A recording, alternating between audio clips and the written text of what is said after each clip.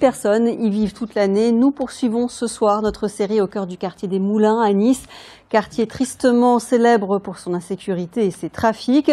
Pour ce deuxième épisode, en immersion, nous allons suivre une des patrouilles de police déployées en renfort après les événements du printemps dernier pour tenter d'endiguer ce phénomène. C'est un reportage d'Élise Régaud, Frédéric Tissot, Christophe Napoli.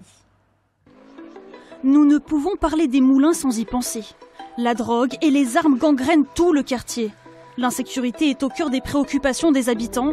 Pour les protéger, vous ne verrez jamais leur visage ni n'entendrez leur voix. Ici, tous ont une histoire à raconter, une anecdote à confier et la peur des représailles.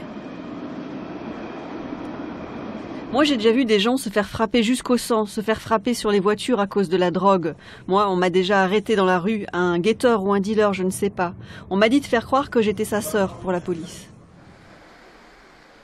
C'était un week-end. Ils étaient tous cagoulés et habillés en noir. Ils ont tiré. C'est même arrivé en pleine journée.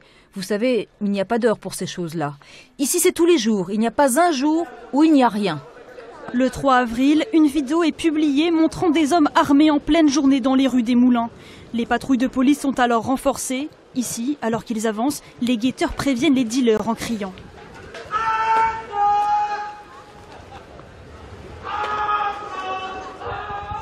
On regarde les recoins parce que y a plein d'endroits qui sont susceptibles de cacher des stupéfiants ici. Donc, bon, résine, cocaïne, herbe, c'est les trois produits qu'on trouve en majorité ici.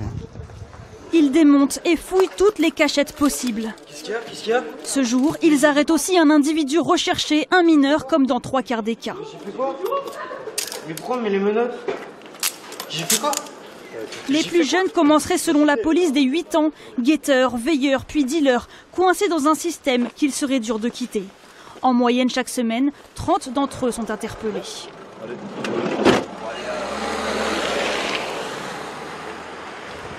Et après, avec le renfort de d'autres appuis, en arrivant en nombre, souvent on procède à des interpellations.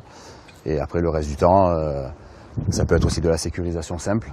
Ça permet de rassurer les gens qui habitent le secteur et qui sont contents de nous voir parce qu'il y en a quand même encore, il faut le dire.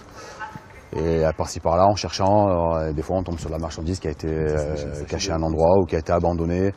Ou parce que quand il faut partir vite, des fois il y a des gens qui abandonnent sur place la marchandise qu'ils avaient dans les poches. Ça peut être quelques capsules de cocaïne ou quelques barrettes de résine. Voilà.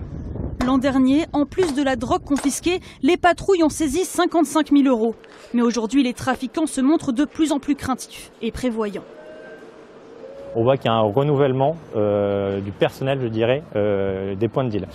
Et l'autre fait intéressant, c'est qu'il y a certains points de deal qui étaient ouverts H24 avant, qui maintenant, de temps en temps, ils sont fermés pendant 1 jour, 2 jours, 3 jours. Ils ont du mal à recruter des personnels sur leur point de deal puisqu'on les interpelle.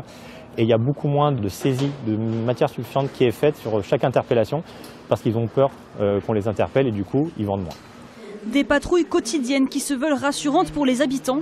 Pourtant, pour beaucoup, la présence policière ne fait que masquer le problème d'insécurité.